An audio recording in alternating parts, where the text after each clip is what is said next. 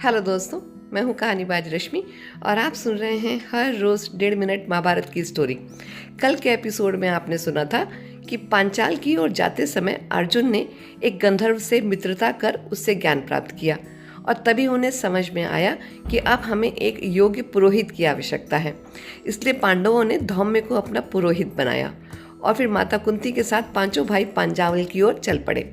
रास्ते में उन्हें कुछ ब्राह्मण मिले जो उत्साह से कह रहे थे, चलो पांचाल, वहाँ राजा द्रुपद अपनी पुत्री द्रौपदी का स्वयंवर कर रहे हैं, अच्छी कमाई भी होगी और क्या पता भाग्य से किसी का विवाह द्रौपदी से ही हो जाए। यह सुनकर ब्राह्मण वेश में पांडव भी उनके साथ चल पड़े। पांचाल पहुंचकर पांडव एक कुम्हार के घर रहने लगे और भिक्षा से अपना जीवन यापन करने लगे। उधर राजा द्रुपद के मन में शुरू से ही ये इच्छा थी कि उनकी पुत्री का विवाह अर्जुन से हो।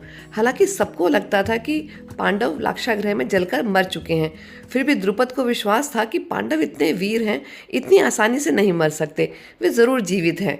इसी विश्वास के चलते उन्होंने अपनी बेटी द्रौपदी के लिए एक ऐसा स्वयंवर रचाया जो लगभग असंभव था। एक विशाल धनुष, 5 बाण और ऊपर तेजी से घूमता हुआ लक्ष्य, जिसे नीचे प्रतिबिंब देखकर भेदना था। द्रुपद जानते थे कि यह कार्य यदि कोई कर सकता है तो वह केवल अर्जुन ही है।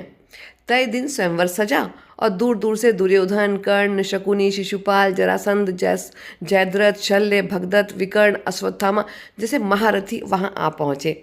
साथ ही श्री कृष्ण, बलराम, द्रोणाचार्य और भीष्म पितामह भी इस अद्भुत स्वयंवर के साक्षी बनने के लिए वहां पहुंचे।